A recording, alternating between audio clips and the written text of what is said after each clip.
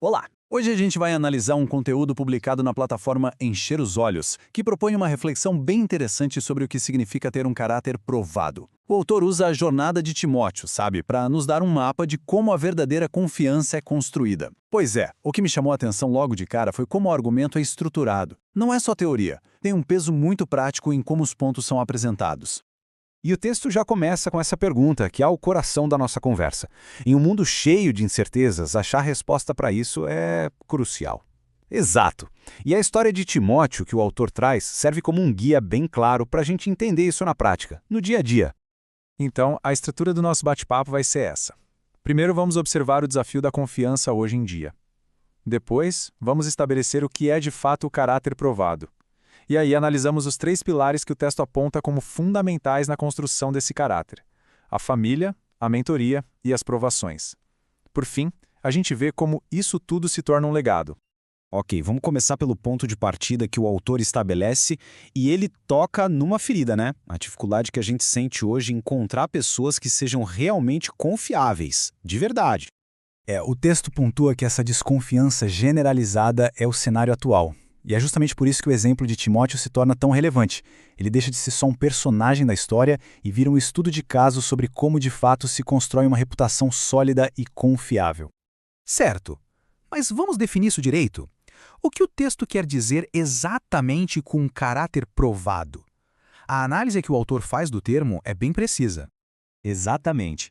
O termo vem do grego e a ideia por trás é a de algo que passou por um teste, sabe? Um teste rigoroso e foi aprovado. Ou seja, não se trata de uma perfeição inatingível, mas sim de uma autenticidade que foi demonstrada quando a pessoa estava sob pressão.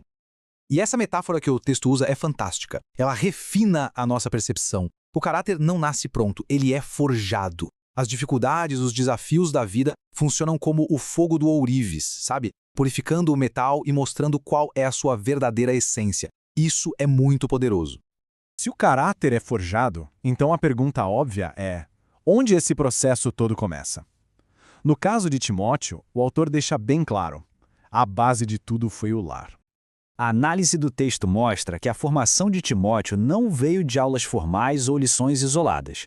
A avó, Lloyd, e a mãe, Eunice, criaram um ambiente, uma atmosfera, como o autor diz, onde a fé era vivida no dia a dia, em cada decisão.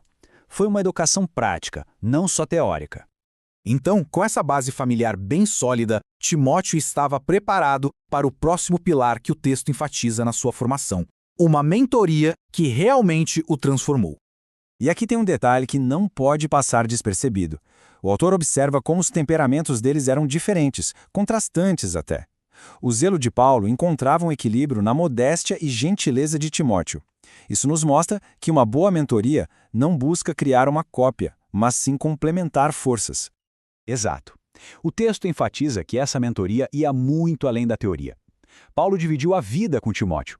Eles passaram por perigos reais juntos, e foi nessas horas que Timóteo pôde ver na prática o que era liderar sob pressão. Isso não se aprende nos livros.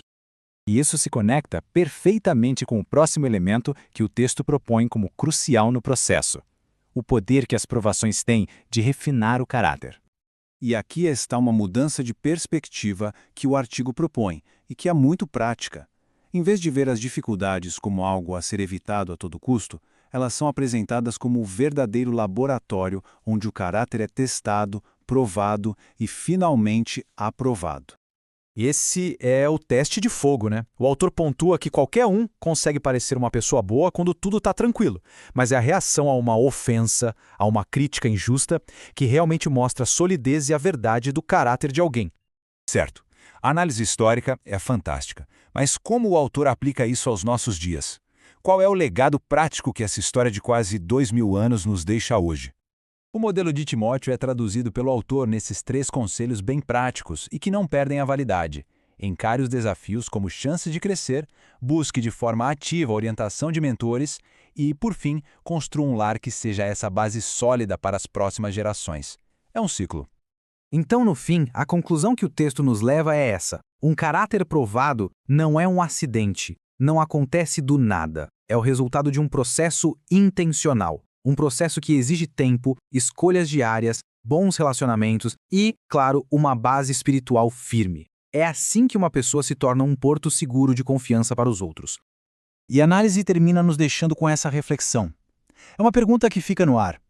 Como a aplicação consciente desses pilares, a base familiar, a mentoria e a forma correta de encarar as provações, pode de fato moldar e transformar a construção do nosso próprio caráter hoje? Fica aí a questão para a gente pensar.